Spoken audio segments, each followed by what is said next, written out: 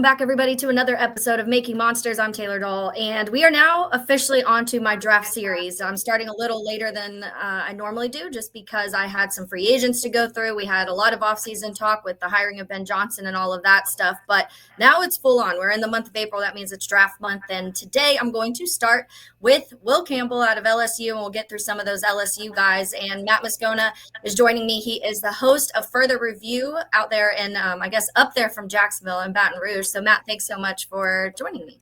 Hey, Taylor, it's my pleasure. Thanks. So let's start with, obviously, like I said, Will Campbell. He took over that left tackle spot pretty quickly as a true freshman with the Tigers. So start there, the beginning of Will Campbell, what you saw from the start of his career playing left tackle right out of the gates, and then what now he's leaving college and what you've seen that development look like. Oh, sure. So Will's a guy that everybody in these parts have been well aware of for a long time. So he's a Louisiana high school product and went to Neville High in North Louisiana. And he was a five-star. So coming out of high school, that was a guy with tremendous expectation. And remember, Will Campbell's freshman season was Brian Kelly's first year.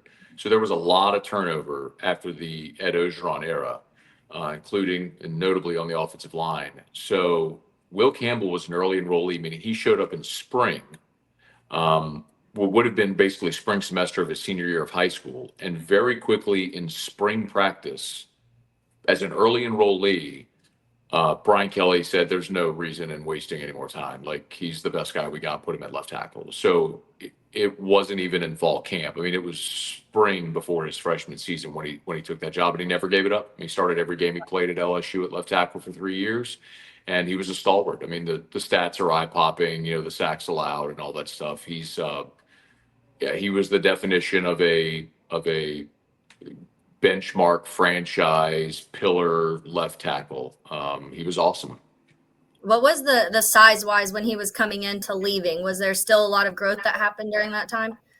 Yeah, when you come in as a five-star like that, you're pretty set. So I mean, I don't know what he measured at the combine. I think maybe you may have it in front of you, Taylor. I don't know if he was in the 315 range. That sounds about right. But Yeah. the interesting thing about Will is, for a guy with that size, he stays pretty lean. Like, he doesn't wear it around his belly, which is one of the reasons I think he was able to be athletic enough to play out on the edge at the SEC level like he did, especially from an early age. The sort of the uniqueness of Campbell is he does play very upright. He doesn't have a lot of forward bend. You'll notice, like, he is almost sitting in a chair upright when he pass blocks, which certainly stands out. I know a lot of scouts have pointed that out as well. So let's go back to that LSU, the explosive offense everybody talked about. We know the Jaden Daniels, we know the Malik Neighbors, and we know BTJ, obviously. But I think we don't talk about enough is that offensive line. I don't think we talk about offensive lines enough in general. But I think when we talk about that offense and how efficient they were, what was the role of Will Campbell? Was he the leader on that, vocally, mentally, physically, everything like that? Would you consider him that role? Yeah, so Will, interestingly, one of the honors that LSU gives is the number 7 jersey.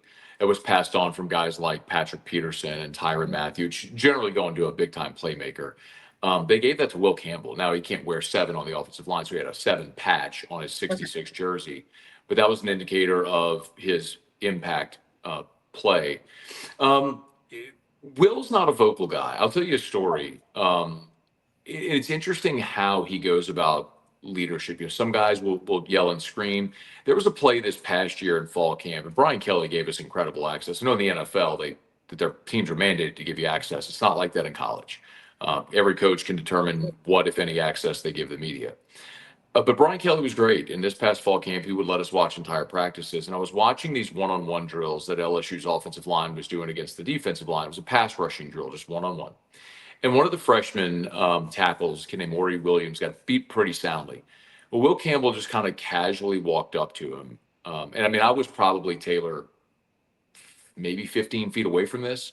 And I don't know, and I couldn't hear what he was saying, right? So it was something that was specifically intended for Ori Williams and Ori Williams only to hear. They made Ori Williams do another rep, and he won that next rep. And I think that's just an illustration of how Will leads. He's the guy that'll pull you aside and have that conversation, and he's got great experience. He's been out there this spring, as a matter of fact, at a lot of the practices, helping some of the young guys, even though he's already declared for the draft. but it's not going to be the rah rah loud vocal guy. That's not been his thing, and I don't suspect that will be his thing in the NFL either. Yeah, usually you kind of see the way that transfers when it comes to the vocal leadership, but I think that you can still have leaders, obviously, without being that rah rah guy. And we see guys all throughout the NFL like that. You mentioned some of those numbers. He allowed just 5 sacks across over 2,500 snaps, including a 24-game streak without surrendering a single sack. Pretty good, huh? Those are numbers that are music to Bears fans' ears after Caleb Williams gets sacked almost 70 times this last year. It is an interesting conversation, though, because I do think that a lot of people are still wanting to give Braxton Jones a little more time. So are they going to bring in a new left tackle? What Ben Johnson thinks about Braxton and the rest of the line. He obviously didn't like the line very much at all because he brought in 3 new interior guys. But we also saw Jaden Daniels this last year and how well Jaden Daniels also is at kind of avoiding some of those sacks and creating other things and getting rid of the ball when he needs to. So in your opinion, how much were those sack numbers also related to just Jaden Daniels and the way the offensive scheme played in also? Yeah, that's a great question. And not only that, but the rushing statistics as well, because LSU in 2024 was the worst rushing offense in the SEC. So it was a big point of contention this year because it wasn't just Will Campbell. You had Emory Jones. You had 4 returning starters who had played a ton of football. And so everyone assumed that the offensive line, the run game would have been much better than it was. Specifically, Jaden running and how that affected, I would actually point to this year where Garrett Nussmeier only scrambled 12 times all season. And the sack numbers were still historically low. So the offensive line ended up being really fantastic in pass protection. They weren't so great as a run blocking unit this year. So I think it is fair to ask, okay, well, as you look at how great historically good they were under Jaden Daniels, a lot of that was Jaden being Jaden. I mean, I don't know that we need to say anymore, Taylor. Like, we all saw Jaden this year in the NFL. Now imagine watching him play against college kids. He's, I think generational talent gets overused a lot, but Jaden was special, no doubt. And the defense was so bad that year that every time LSU touched the ball, I felt like they had to score, and they darn near did score almost every time they touched the ball. But if you had a question about Will or the offensive line, it probably should be geared to more their run blocking ability, because consistently, be it Jaden Daniels or Garrett Nussmeier across the board, go look at their Pro Football Focus numbers. Their pass blocking was elite, and that's something Will has really thrived at since the day he stepped foot on campus. So one of the things people talk about a lot, and a lot of the tackles in this draft or offensive linemen in this draft are being talked about moving to the inside and becoming guards instead.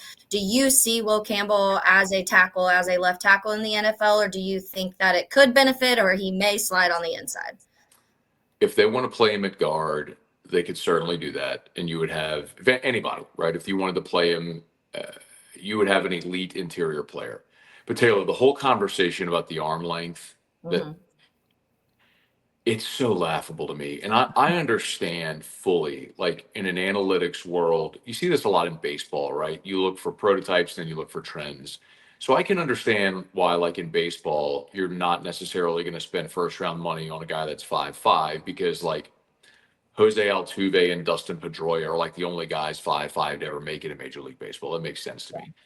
Will Campbell has enough film out there at an elite level that if we're going to be talking about a quarter of an inch of his arm length being the reason that he's going to be an elite left tackle or a guy that can't play tackle, that just seems like the room is outthinking itself right now.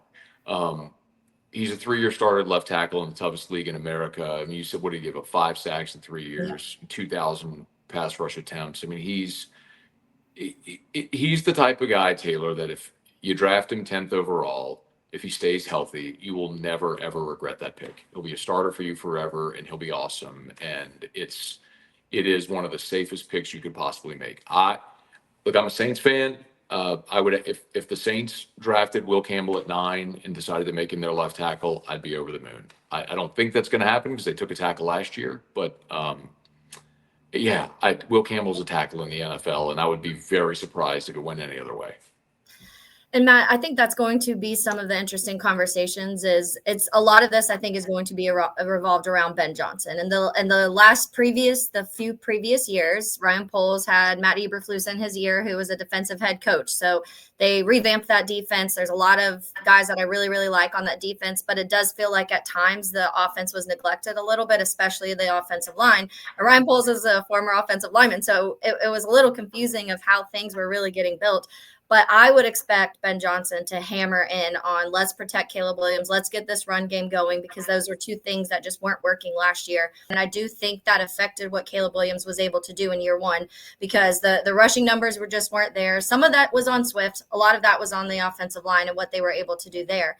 But from what you've seen of a Ben Johnson and Detroit offense with him and Jared Goff, and what he does with Penei Sewell, and what he's done with obviously Montgomery and Jahmyr Gibbs and all of these things, does Will Campbell fit that mold of what Ben Johnson offense is, how they function? I can't purport to be an expert on Detroit or what you all have there in Chicago.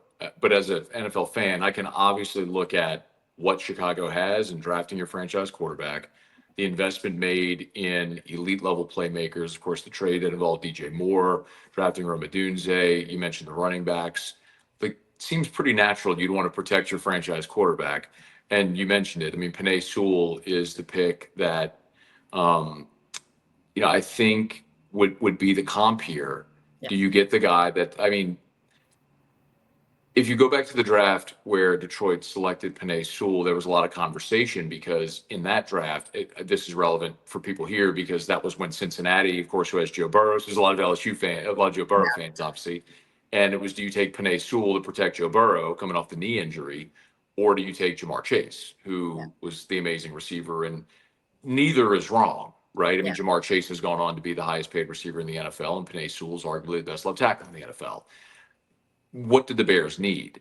I mean, if you feel good about the weapons you have on the outside and the investment there, then Campbell is a guy that if ultimately you decide you want to play him inside, he can do that. If you want to kick him to the right side and play him there, he can do that.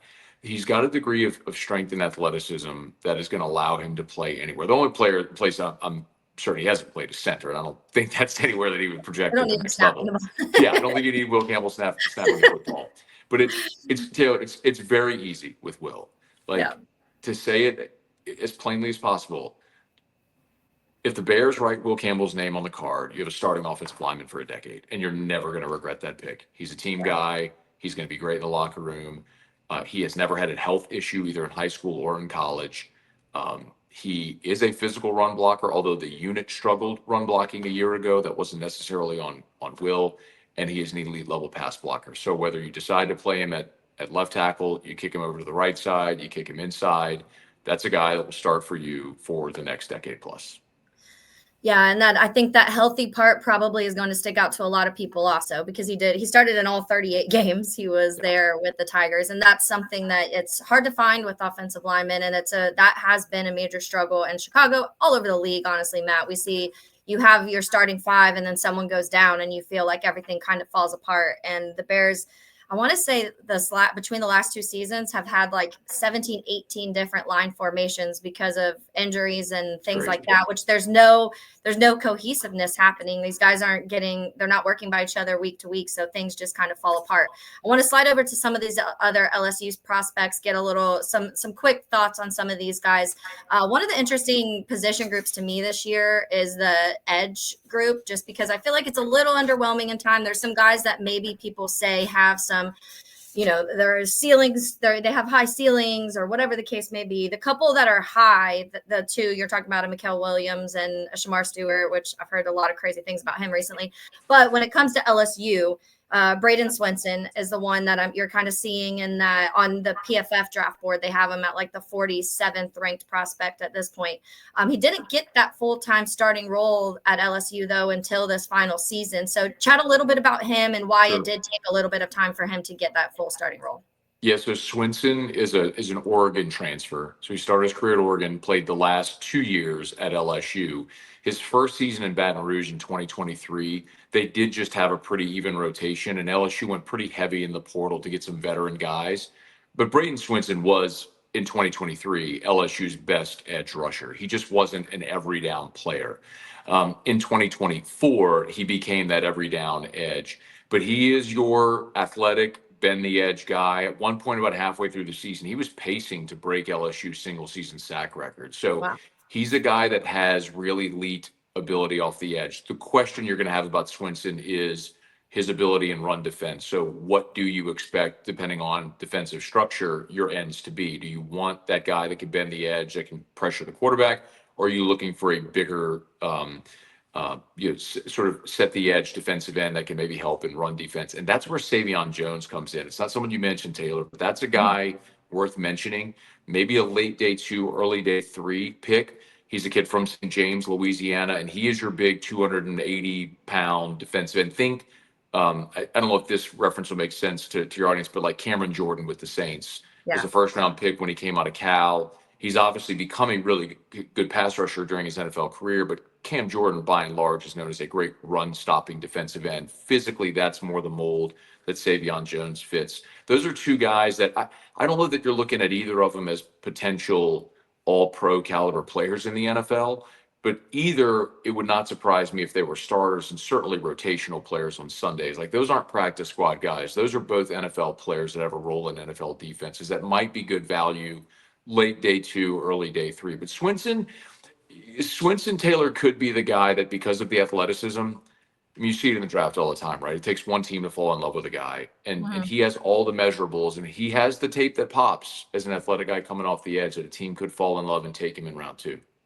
Yeah, so the one thing that sticks out with Jones for me, and your comment you just said about Cam Jordan, is there's a guy named Dennis Allen leading this defense now in Chicago, and that is the body type he likes. And everybody I've talked to about Dennis Allen and what the defense could possibly look like, he still likes those big guys. He likes those big guys that take up space, and I feel like some teams are kind of going to more the athletic, quick guys on the outside and as linebackers and all of that stuff, just because we're seeing the linebackers have to drop into coverage and the edge guys doing so much now. But it seems like Dennis Allen still likes his big guys that maybe can't do everything, but because of the rotation he uses and some of his scheme fits, a guy like Jones, to your point, maybe that fit. Oh, I know a lot about Dennis Allen. Yeah. Listen, so Dennis Allen, and look, I've talked a lot about him, obviously. So where we are, there's so much synergy with LSU and the Saints. I mean, that's primarily what I cover. Make no mistake, Dennis Allen was a unmitigated failure as a head coach, but he's a great NFL defensive coordinator. When the Saints went on their run starting in 2017 through 2020, that 5-year run of making the playoffs and winning the division, and went the 1 seed in 2018 when they lost in the NOLA no call. I mean, Taylor, a giant part of that was getting Dennis Allen back to New Orleans as the defensive coordinator. We took over for Rob Ryan. And you're right. He does like bigger defensive ends. And a big part of that is when the Saints turned that, and it's interesting because DA by trade is a defensive back. He was a safety at Texas A&M, and that's really his forte. But those defenses set an NFL record for the longest streak without allowing a 100-yard rusher. They broke a record that was held by I think the Ravens, like the 2000 Baltimore Ravens, which puts into perspective how much emphasis they put on the run defense. So there has been a ton of emphasis, not only in free agency, but in the draft as well, on the defensive front. They drafted Sheldon Rankins with a first-round pick. They drafted Peyton Turner and Marcus Davenport. And any of those guys worked out, but those were defensive ends they took in round 1. They drafted Brian Brzee out of Clemson 2 years ago with their first-round pick. So heavy emphasis under Dennis Allen, both as a defensive coordinator and as the head coach, on the line of scrimmage early in the draft. That'll be interesting to see if that translates there in Chicago, what kind of influence he has. But yes, like run stuffing, defensive tackles, defensive ends was the core of what they do. Like that was the genesis, right? Start with a great run defense that supports your pass defense, not the inverse. So that model could be very interesting for the Bears. I don't know what the Bears, what they look like right now defensively, talent-wise on all 3 levels. But if Dennis Allen has his way, you're going to see big run stuffers up front. which I'm here for. And one of the things we noticed in the free agency, Matt, is that he got guys that can kind of play everywhere on the defensive line. And so they went out and got Grady Jarrett and Dio Adingbo were the two guys they signed in free agency. And that's adding with Javon Dexter, Montez Sweat. And so the line's pretty good. Some of those guys a little bit older, with obviously Grady Jarrett a little bit older heading into year 10 or 11. But it does seem like he likes. Not to interrupt you, but Grady Jarrett's an Atlanta Falcons guy. And so being in the division with the Saints, Dennis Allen has a ton of familiarity with Grady. Jimmy scouting coached against that guy for a decade. Yeah. Sorry, and that's what, no, you're good. Yeah. And that's what, so I think to me, a lot of the guys they want is the guys that they can put on the outside, they can slide on the inside. And I've heard a ton about, he's that secondary guy, which I think the secondary is probably one of the strongest pieces of Chicago, to be honest with you. And so I feel like in Dennis Allen's mind, he's saying, let's fix this interior defensive line. And the defense has the chance to actually be something really good, because the run was the issue last year. Everything else when it comes to coverage and stuff like that, both Jalen Johnson and Kyler Gordon were two of the best corners in coverage last year in the NFL. But I want to ask a couple more. Zy Alexander, obviously we're talking about that corner position. I don't think it's a high need for the Bears, but I wouldn't be surprised if they draft one a little bit later that could bring in some depth, or if somebody goes down, because we have had those issues too. One of the things I'm hearing about him, though, is maybe he'd be better at the safety position in the NFL, or just kind of a certain zone scheme type of corner, not maybe that full-time outside, inside corner, whatever it may be. So thoughts on Zy and where his fit may be in the NFL. Yeah, so Zy is really interesting. So he started his career at Southeastern Louisiana, which is in the FCS, became an FCS All-American, and then came to LSU in the transfer portal. In 23, he was LSU's best cornerback, and then he tore his ACL in the first game of November. So he missed the remainder of the season, and then really missed all the offseason program. And then this year, the first month of the season was kind of a ramp up to get him back to a full speed and at 100%. But really, by the time they got to the middle of September toward October, he was back, and he was their best cornerback again this year. Now, LSU's defense the last 2 years, that's not a great standard, because they were very bad. But Zy has excellent coverage skills. It's interesting to hear you say that he might project as a safety. I think that would be defense specific, because if you were looking for a safety that was a coverage safety, that could make sense. But if you're looking for someone that's like a physical box safety, that's not Zy's game. He's not going to be the guy that puts his nose in there and is going to make tackles at the line of scrimmage. He can flip his hips and turn and run. Now, he's not going to have the blazing speed that's going to wow people and make him a first-round pick. But his technical cover skills are excellent, and that can compensate maybe for some of what he lacks in athleticism. But he more than held his own in the SEC against some great receivers. And I think that's a guy that, if a team elects to use a draft pick on him, will make a team somewhere and be a good depth piece. Okay. But if there's one thing that holds him back, Taylor, it would be the medical, because coming off a torn ACL a season ago, you always have to weigh that risk. When a guy comes through. It's why obviously the interview and the medical are the two most important part of the combine or a pro day, because you're learning about these guys. But Zy's another one, though, Taylor, that team guy. You'll never have an issue with him. He'll work hard. The old lunch pail mentality. It's just you're talking about a guy that's going to be physically a little more limited.